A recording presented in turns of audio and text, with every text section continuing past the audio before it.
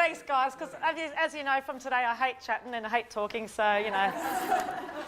So we wanted to split the day into a couple of segments from you, but to be honest, nearly every presenter here could have done every single module that we put on today. So I get sales and marketing, which is my passion and I love, because I thought from day dot, I started in the fitness industry. For some of you I don't know that well, I started off as a salesperson in the fitness industry 16, 17 years ago, and I still feel bad for the people that start today and don't get any training and they've got to do the job I did, which is exactly the same job it was 17 years ago.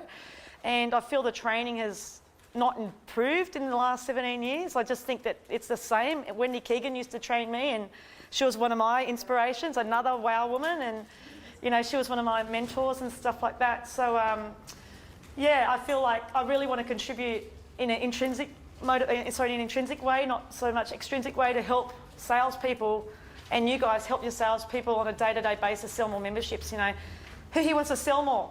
Yeah. Who here doesn't like it? Sound like, you know, if people are afraid of rejection. That's what it comes down to. But I'm going to take you through some different sort of things today about. I'm not going to give you all the answers. I'm just going to start making you think, and I'm happy for you to take questions all the way through because it's my passion. It's what I know 100% about is marketing and sales for the fitness industry. But I want to get you to start thinking. So take out your pads and pens because, oops, computer wants to be updated during the session. Not now, mate.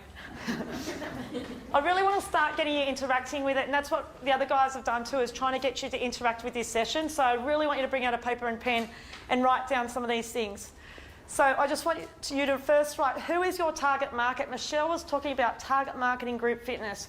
What an extraordinary idea, but we don't do it. And I'm telling you now, if I come and have a look at some of your marketing, you will not target market specific demographics because we think, oh, I've got 20,000 people in my area, I just want to blanket market to all those 20,000, right? Doesn't work. If you specifically pick a market and do less, what's less? More, isn't it? So once I think I got a body balance picture, as you can use from the website, and I got the body balance picture on the front of my leaflet. I know Letterbox dropped 20,000 mind, body and spirit. Join our 21 days mind, body and spirit programs. It was one of my best promotions I've ever done. It was just to discover our mind, body, spirit in 21 days.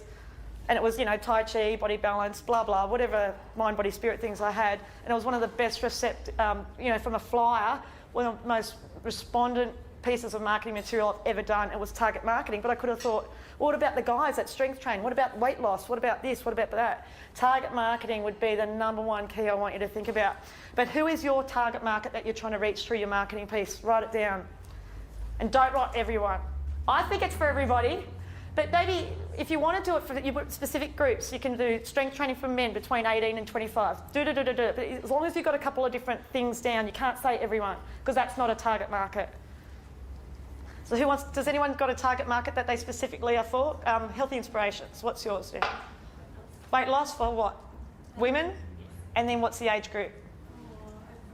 Over 40, specific, right? So when they do their advertising, it's going to be like that. Okay, but for the bigger clubs, it's got to be narrowed down so you have a number of different categories if it's your target market. What's the sex, demographic, culture and social status of the people you're trying to attract? If you know, write it down. If you don't, go back and survey them. And even Michelle gave you some statistics between Asia loving Body Jam and Australian loving Body Attack, you know? It's so different between different. It's not different in Australia. If you live in one suburb 10 kilometres away from another one, don't say it's different in your club. I've heard that so many times, but it is different in different demographic, and different cultures definitely would be the #1 thing. If you've got different cultures in your area, you need to be a bit more sensitive to the programs you run. But on your marketing pieces, what sex do you want to appeal to? What demographics? What culture? What social status? And does your marketing offer reflect theme and picture allow you to connect with these people? And connect is the word. You need to connect with them. Go back and review that. Not that you just pick this picture because you love that picture or because your graphic designer loves that picture. I think we did some work, didn't we, Kylie, at your club? And The graphic designer love girls with boobs in their photos because that looks fitness orientated, right? And I go, get that out, because the graphic designer, they think they're really smart because they like to put so many different things on the brochure and they like to show you how smart they are because they can do this font, this font, and this font. We've got to cut it back. That's not marketing. And don't rely on your graphic designer to do marketing for you. Totally different animal. Don't let your web designer do marketing for you. Web designing is not marketing. They don't know how to do a theme, a heading, and put an offer where it's meant to go. They just know how to make it, everything looks pretty. So you give a web designer and a graphic artist great direction and you'll get an awesome piece. But just be careful, you don't sort of delegate too much. Do your services meet the needs of this market? So this is a prime example of what we've been talking about. Does your services now meet this demographic, this social status, the sex of who you're trying to appeal to? And your flyers. Does your pricing represent this market? There's sort of some home truths. Rowena gave you some home truths about yourself. I'm giving you some home truths about your business. And I think if you go back, you'll find a few areas where you can tweak. Does the pricing reflect this demographic, these services, this brand that you're trying to represent? And quite often it doesn't. I've got a club I work with and their pricing, they want to be like a BMW, but their pricing is like a Toyota. So what type of people are they going to try and... It's just not. It just all needs to be... Go and have a look at a Mercedes or a BMW ad if you want to look at how to price and market. Clean, clear. They're very defined about who they are and what they do. And then you can work backwards from there. So maybe a question would be, can you all write down, if your club was a car, what brand would it be? Or what specific type would it be? And then is your marketing reflecting that? And your pricing reflecting that?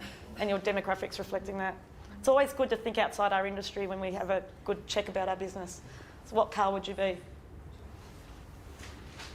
Any second-hand $2,000 job sitting out the back, rusty out there? Has everyone written a... Do you know...